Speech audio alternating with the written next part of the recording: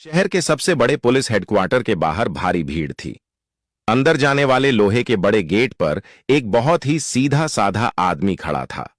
उसके कपड़े पुराने थे और हाथ में एक छोटा सा टिफिन था। तभी अंदर से एक लाल बत्ती वाली गाड़ी सायरन बजाती हुई रुकी। गाड़ी से उतरी शहर की सबसे कड़क पुलिस अफसर इंस्पेक्टर मीरा। सब लोग डर के मारे उन्हें सलाम कर रहे थे। उस सीधे साधे आदमी ने भी प्यार से आगे बढ़कर मीरा को टिफिन देना चाहा, लेकिन मीरा ने उसे घूर कर देखा और तेज आवाज में अपने सिपाहियों से कहा, यह आदमी कौन है? मैं इसे नहीं जानती। यह मेरा कोई नहीं है। इसे यहां से बाहर निकालो। आदमी की आंखें छलक आईं। वह बिना कुछ कहे चुपचाप पीछे मुड़ गया। लेकिन तभी अचानक हेडक्वार्टर के बाहर बहुत सारे सायरन गूंजने लगे। देश के सबसे बड़े आर्मी जनरल साहब का काफिला वहां रुक गया। पूरी पुलिस फोर्स सावधान की मुद्रा में खड्डधी हो गई। मीरा ने भी तनकर सैल्यूट किया। जनरल साहब गाड़ी से उतरे। उनकी नजर उस सीधे साधे आदमी पर पड़ी जो सिर झुकाए वहां से जा रहा था। जनरल साहब अचानक उसकी तरफ दौड़े और जाकर उस साधारण से आदमी के सामने तनकर खड़े हो गए। फिर उन्होंने अपना हाथ उठाया और एक बहुत ही शानदार सैल्यूट मारा। पूरा पुलिस स्टेशन सुन्न रह गया। इंस्पेक्टर मीरा की तो सांसें ही रुक गईं। जो आदमी उसका पति था, जिसे उसने अभी अभी सबके सामने भिखारी समझकर बेइज्जत किया था, उसे देश का इतना बड़ा अफसर सैल्यूट क्यों कर रहा है? आखिर यह सीधा साधा आदमी है कौन? चलिए कहानी की शुरुआत में चलते हैं। यह कहानी है एक बहुत ही पुराने और खूबसूरत शहर की, जहां सुबह की शुरुआत मंदिरों की घंटियों और अजान की मीठी आवाज से होती थी। इसी शहर की एक पतली सी गली में कबीर नाम का एक लड़का रहता था। कबीर नाम की तरह ही बहुत शांत और प्यारा। उसे पैसों का कोई लालच नहीं था। वह शहर के उन गरीब और अनाथ बच्चों को मुफ्त में पढ़ाता था जिनके पास स्कूल जाने के लिए एक भी रुपया नहीं होता था। कबीर के पिताजी एक छोटी सी दर्जी की दुकान चलाते थे। वे अक्सर सोचते कि मेरा बेटा इतना सीधा है, इस चालाक दुनिया में कैसे जिएगा। दिन बीतते गए। कबीर की शादी मीरा नाम की एक लड़की से हो गई। मीरा बहुत तेज और होशियार थी। उसका एक ही सपना था, पुलिस अफसर बनना।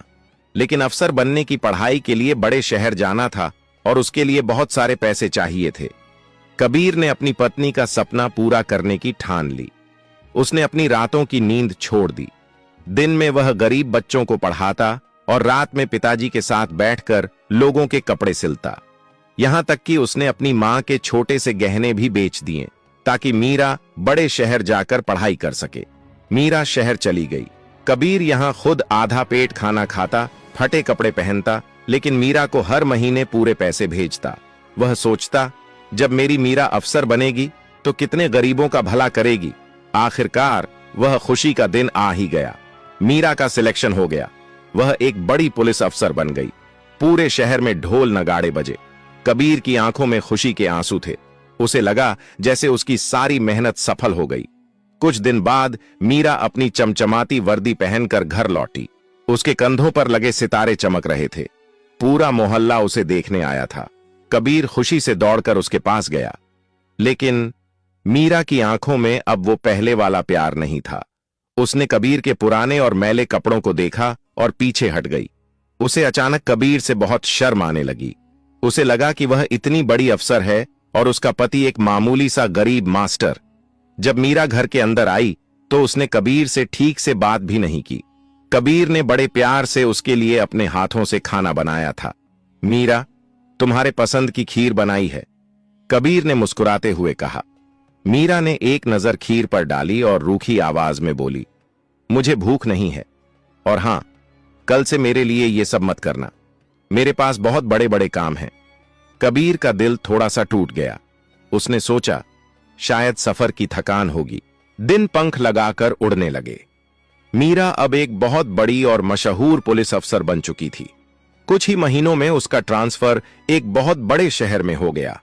कबीर, जो कभी अपने मोहल्ले का सबसे प्यारा मास्टर जी हुआ करता था, उसने बिना कुछ सोचे अपना छोटा सा स्कूल, बच्चों की हंसी और पिताजी की पुरानी दर्जी की दुकान सब कुछ छोड़ दिया।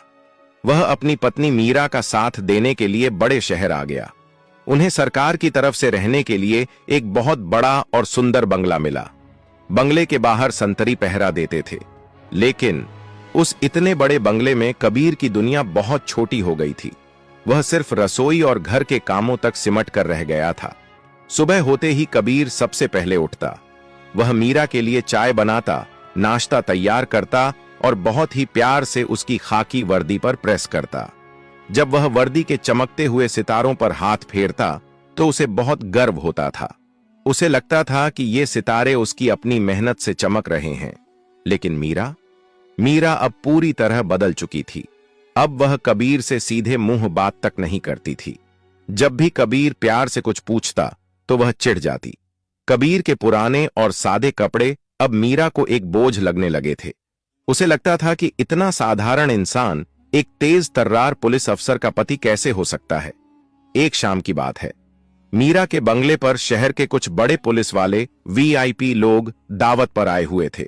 पूरा घर हंसी मजाक और शानदार खुशबू से महक रहा था।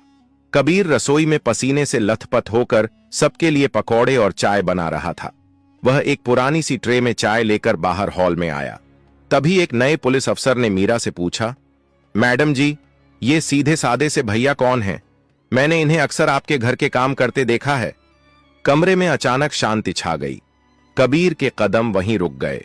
उसके दिल की धड़कन तेज हो गई।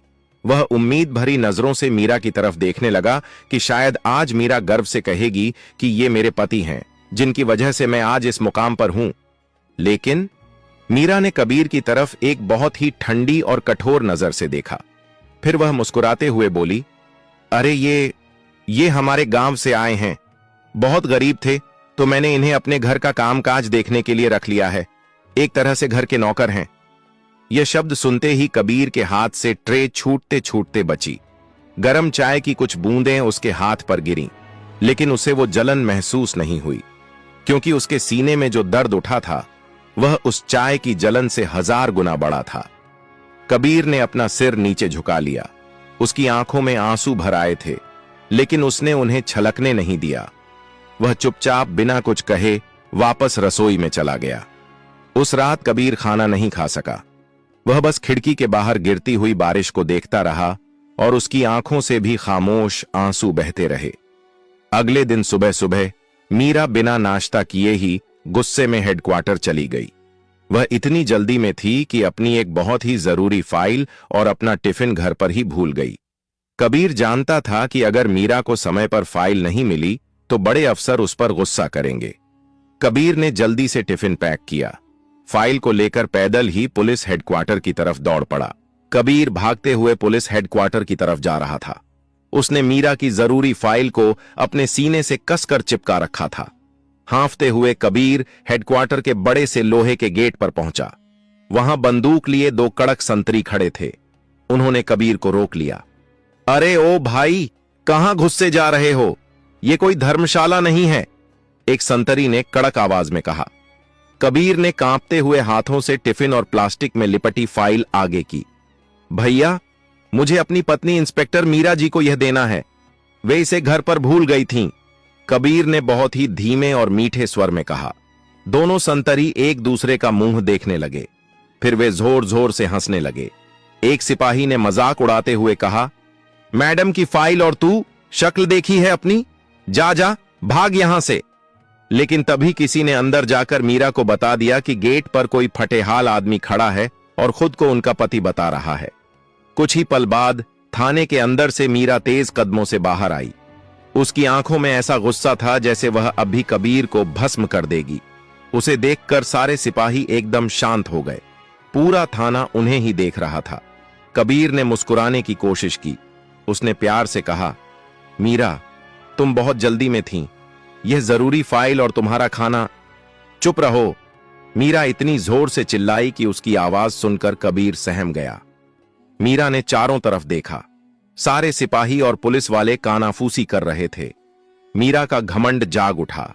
उसने कबीर की तरफ उंगली उठाते हुए कहा, तुम्हारी हिम्मत कैसे हुई यहां आने की? मैंने तुम्हें मना किया था ना कि मेरे ऑफिस के आसपास भी मत भटकना। कबीर की आंखें चौड़ी हो गईं। लेकिन मीरा, यह फाइल बहुत जरूरी थी। मुझे लगा मुझे तुम्हारी कोई जरूरत नहीं है। मीरा बीच में ही बोल पड़ी। फिर उसने सबके सामने बहुत ही चुभने वाली आवाज में कहा, सब लोग सुन लो, यह मेरा पति नहीं है, यह तो मेरे घर का एक मामूली नौकर है। और तुम मेरी बदनामी हो। किस मुंह से मेरे सामने खड़े रहते हो? यहां से चले जाओ और फिर कभी अपनी यह मनहूस शक्ल मुझे मत दिखाना। ये शब्द कबीर के दिल पर किसी तेज चाकू की तरह लगे। तुम मेरे पति नहीं हो, नौकर, बदनामी। कबीर के पैरों तले जमीन खिसक गई। उसकी आंखों से आंसुओं की धारा बह निकली। उसने कोई जवाब नहीं दिया। ना उसे गुस्सा आया, ना उसने कोई शिकायत की। बस उसके अंदर एक बहुत गहरा सन्नाटा छा गया। कबीर के कांपते हाथों ने वह टिफिन और फाइल वहीं जमीन पर रख दी। उसका दिल टूटकर चकनाचूर हो चुका था। वह भारी कदमों से पीछे मुड़ा और अपना सिर झुकाए धीरे धीरे गेट की तरफ जाने लगा। तभी अचानक दूर से बहुत तेज सायरन की आवाज आने लगी। पूं पूं पूं। कई सारी गाड़ियां एक साथ पुलिस स्टेशन के अंदर घुसीं। उन गाड़ियों पर लाल बत्ती लगी थी और आगे तिरंगा झंडा लहरा रहा था। यह देश के सबसे बड़े और सख्त आर्मी जनरल साहब का काफिला था। पूरे पुलिस स्टेशन में हड़कंप मच गया। सब सिपाही भाग भाग कर लाइन में खड़े होने लगे। मीरा भी अपना गुस्सा भूलकर एकदम सावधान की मुद्रा में तन कर खड़ी हो गई। गेट के पास खड़ा कबीर चुपचाप एक किनारे हट गया ताकि बड़े साहब की गाड़ी निकल सके। जनरल साहब अपनी गाड़ी से बाहर निकले। उनकी वर्दी पर लगे मेडल चमक रहे थे। उनका रुतबा देखकर सबकी आंखें झुक गईं, लेकिन जनरल साहब की नजरें किसी को ढूंढ रही थीं। अचानक उनकी तेज नजर उस सीधे सादे भीगे हुए कबीर पर पड़ी जो सिर झुकाए वहां से जा रहा था। जनरल साहब के कदम वहीं ठिठक गए। अचानक जनरल साहब ने अपने कदम आगे बढ़ाए। मीरा को लगा कि शायद जनरल साहब उसकी शानदार वर्दी और कड़क ड्यूटी को देखकर उससे मिलने आ रहे हैं। मीरा के चेहरे पर एक घमंडी मुस्कान आ गई और उसने अपना सीना और चौड़ा कर लिया। लेकिन यह क्या? जनरल साहब मीरा के सामने से ऐसे गुजर गए जैसे वो वहां हो ही ना। मीरा की मुस्कान वहीं जम गई। जनरल साहब सीधे गेट की तरफ गए जहां कबीर सिर झुकाए खड़ा था। उनके पीछे पीछे उनके सारे कमांडो भी दौड़ पड़े। पूरा पुलिस स्टेशन आंखें फाड़कर यह नजारा देख रहा था। जनरल साहब कबीर के ठीक सामने जाकर रुक गए। कबीर ने डरते हुए अपना सिर ऊपर उठाया। उसकी आंखों में आंसू थे और चेहरे पर बहुत गहरी उदासी। तभी एक ऐसा चमत्कार हुआ जिसने वहां खड़े हर इंसान की सांसें रोक दी। जनरल साहब ने अपना दायां हाथ उठाया और उस फटे हाल मामूली से कबीर को एक बहुत ही कड़क और शानदार सैल्यूट मारा। जय हिंद मास्टर जी।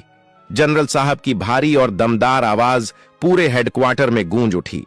पूरा पुलिस स्टेशन सुन्न रह गया। किसी की पलकें नहीं झपक रही थीं। जो सिपाही अभी कबीर पर हंस रहे थे उनके मुंह खुले के खुले रह गए। मीरा के तो पैरों तले जमीन ही खिसक गई। उसकी आंखें फटी रह गईं। मेरा नौकर, मेरा सीधा साधा पति, उसे देश का इतना बड़ा जनरल सैल्यूट क्यों कर रहा है? मीरा का दिमाग सुन्न पड़ गया। सैल्यूट करने के बाद जनरल साहब ने अपने दोनों हाथ फैलाए और कबीर को कसकर अपने सीने से लगा लिया। उन्हें इस बात की कोई परवाह नहीं थी कि कबीर के कपड़े कीचड़ से सने हुए हैं या वे पूरी तरह भीग चुके हैं। कैसे हो मेरे भाई कबीर? जनरल साहब ने रुंधे हुए गले से पूछा। कबीर कुछ बोल नहीं पाया, बस फफक फफक कर रो पड़ा। उसकी सारी तकलीफ, सारा अपमान जनरल साहब के गले लगकर आंसुओं में बह निकला। जनरल साहब ने कबीर के कंधे पर हाथ रखा और पीछे मुड़कर पूरे पुलिस स्टेशन की तरफ देखा।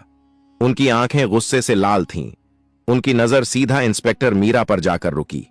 जनरल साहब बहुत ही ऊंची और कड़क आवाज में बोले, आज मैं जिस मुकाम पर हूं, मेरी वर्दी पर जो ये मेडल चमक रहे हैं, वो सब इस इंसान की वजह से हैं। जब मैं छोटा था मेरे माता पिता नहीं थे, मैं अनाथ था। मेरे पास स्कूल की फीस भरने के पैसे नहीं थे। पूरे थाने में सन्नाटा था। सिर्फ जनरल साहब की आवाज गूंज रही थी। उन्होंने आगे कहा, तब इसी कबीर ने दिन रात कपड़े सिलकर मेरी फीस भरी थी। जब मुझे आर्मी की परीक्षा देने बड़े शहर जाना था तो इस इंसान ने अपने घर के बर्तन तक बेच दिए थे ताकि मैं भूखा ना सो सकूं। इसने मुझे पढ़ाया, मुझे इंसान बनाया।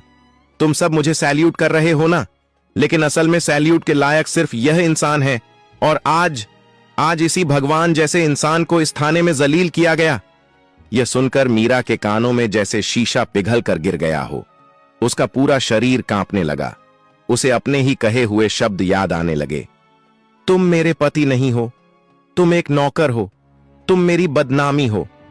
मीरा को अचानक अपनी चमचमाती वर्दी बहुत भारी लगने लगी। जिस कुर्सी, जिस रुतबे पर वह घमंड कर रही थी, वह सब कबीर की ही तो देन थी। जनरल साहब ने कबीर का हाथ पकड़ा और सम्मान के साथ उसे अपनी लाल बत्ती वाली गाड़ी की तरफ ले जाने लगे। कोई पुलिस वाला, कोई सिपाही अपनी जगह से हिलने की हिम्मत नहीं कर पा रहा था। मीरा वहीं खड़ी रह गई, बेबस और खाली। उसने आज बहुत कुछ खो दिया था, इतना बड़ा कुछ। जनरल साहब ने कबीर को बड़े ही सम्मान के साथ अपनी गाड़ी में बिठाया। गाड़ी धीरे धीरे थाने के गेट से बाहर निकल गई। इंस्पेक्टर मीरा वहीं जमीन पर खड़ी रह गई। आज उसे अपनी वो चमचमाती वर्दी बहुत भारी लग रही थी। उसके आसपास खड़े सिपाही चुपचाप उसे देख रहे थे, लेकिन किसी की आंखों में अब मीरा के लिए वो पहले वाली इज्जत नहीं थी। सब समझ गए थे कि मैडम ने क्या खो दिया है। रात का अंधेरा छा गया। मीरा अपने उस बहुत बड़े और शानदार बंगले में वापस आई। आज घर में एकदम सन्नाटा था। इतनी शांति थी कि दीवार पर टंगी घड़ी की टिक टिक भी कानों में चुभ रही थी। न दरवाजा खोलने वाला कोई कबीर था, न मुस्कुराकर चाय देने वाला। रसोई में कबीर का बनाया हुआ खाना वैसे ही ठंडा पड़ा था। मीरा फर्श पर बैठ गई। उसे याद आने लगा कि कैसे कबीर ने अपनी मां के गहने बेचे थे, कैसे वो खुद आधा पेट खाकर सोता था ताकि मीरा एक बड़ी अफसर बन सके। मीरा फूट फूट कर रोने लगी। उसे एहसास हो गया था कि उसने हीरे को कंकड़ समझकर फेंक दिया था, लेकिन अब बहुत देर हो चुकी थी। जो धागा एक बार टूट जाता है वो फिर आसानी से नहीं जुड़ता। उधर एक बड़े से गेस्ट हाउस में जनरल साहब ने कबीर को अपने हाथों से खाना खिलाया। फिर उन्होंने कबीर के हाथ पकड़कर कहा, मास्टर जी, आपने मेरे लिए अपना सब कुछ लुटा दिया। आज मैं आपके लिए क्या कर सकता हूं? आप जो मांगेंगे मैं वो आपके कदमों में रख दूंगा। कबीर ने अपने आंसू पोंछे। उसके चेहरे पर वही पुरानी, बहुत ही मीठी और प्यारी सी मुस्कान आ गई। उसने बहुत ही शांत आवाज में कहा, मुझे ना कोई पैसा चाहिए, ना बड़ा घर। मैं तो बस एक छोटा सा मास्टर हूं। अगर तुम सच में मेरे लिए कुछ करना चाहते हो तो उन गरीब और अनाथ बच्चों के लिए एक बड़ा सा स्कूल खोल दो, ताकि कोई भी बच्चा पैसों की कमी की वजह से पढ़ाई से ना छूटे। जनरल साहब की आंखें फिर से नम हो गईं। उन्होंने कबीर के पैर छुए और कहा, जी मास्टर जी, ऐसा ही होगा। दिन बीतते गए। कुछ महीनों बाद शहर में एक बहुत बड़ा और खुशी का दिन आया। शहर के बीचों बीच गरीब बच्चों के लिए एक बहुत ही बड़ा, सुंदर और मुफ्त स्कूल बनकर तैयार हुआ था। आज उसी स्कूल का उद्घाटन था। इस बड़े कार्यक्रम की सुरक्षा की जिम्मेदारी इंस्पेक्टर मीरा को दी गई थी। मीरा अपनी वर्दी पहनकर स्कूल के मेन गेट पर ड्यूटी दे रही थी। तभी कई सारी लाल बत्ती वाली गाड़ियां आईं। जनरल साहब गाड़ी से उतरे और उनके साथ कबीर था। कबीर ने आज भी बहुत ही सादे और साफ कपड़े पहने हुए थे। उसका चेहरा बहुत शांत और चमक रहा था। मीरा कबीर को देखकर हैरान रह गई। कबीर सीधा बड़े से मंच पर गया। जनरल साहब ने माइक पर सबके सामने कहा, आज इस स्कूल का उद्घाटन किसी बड़े नेता के हाथों से नहीं, बल्कि इस देश के सबसे बड़े इंसान के हाथों से होगा, और वो हैं हमारे प्यारे मास्टर कबीर। सब लोग अपनी जगह पर खड़े हो गए और जोर जोर से तालियां बजाने लगे। बच्चे खुशी से झूमने लगे। मीरा, जो गेट पर ड्यूटी कर रही थी, उसकी आंखों से आंसुओं की नदी बहने लगी। आज कबीर सबसे ऊंची जगह पर खड़ा था। कार्यक्रम खत्म होने के बाद मीरा हिम्मत जुटाकर धीरे धीरे कबीर के पास गई। उसकी आवाज कांप रही थी। मुझे माफ कर दो कबीर, मैंने तुम्हें बहुत छोटा समझा। मुझे लगा कि मेरी वर्दी और मेरी कुर्सी ही दुनिया की सबसे बड़ी चीज है। कबीर कुछ देर चुप रहा। उसने मीरा की आंखों में देखा और बहुत ही प्यार से लेकिन गहरी आवाज में कहा, मीरा, कोई भी नौकरी, कुर्सी या पैसा इंसान को बड़ा नहीं बनाता। इंसान को बड़ा बनाते हैं उसके संस्कार, उसकी अच्छाई और उसका किरदार। तुमने वर्दी तो पहन ली थी, लेकिन इंसानियत उतार दी थी। मीरा रोते हुए कबीर के सामने झुक गई। कबीर ने एक लंबी सांस ली और कहा, मैंने तुम्हें माफ किया मीरा, लेकिन अब हमारे रास्ते अलग हैं। तुम अपनी वर्दी से देश की सेवा करो और मैं इन बच्चों की जिंदगियां संवारूंगा। इतना कहकर कबीर पीछे मुड़ा और उन हंसते खेलते गरीब बच्चों के बीच चला गया, जहां उसकी असली दुनिया थी। असली खुशी थी। मीरा बस आंसुओं भरी आंखों से उसे जाते हुए देखती रह गई। मीरा अब समझ चुकी थी कि घमंड इंसान को अंधा कर देता है, और जो लोग शांत रहकर दूसरों का भला करते हैं, असल में वही दुनिया के सबसे बड़े हीरो होते हैं। प्यारे दोस्तों, अगर यह कहानी आपके दिल को छू गई हो और आपको इससे कुछ सीखने को मिला हो, तो कमेंट बॉक्स में अपनी राय जरूर लिखें। साथ ही यह भी बताइए कि आप किस जगह से यह कहानी देख रहे हैं।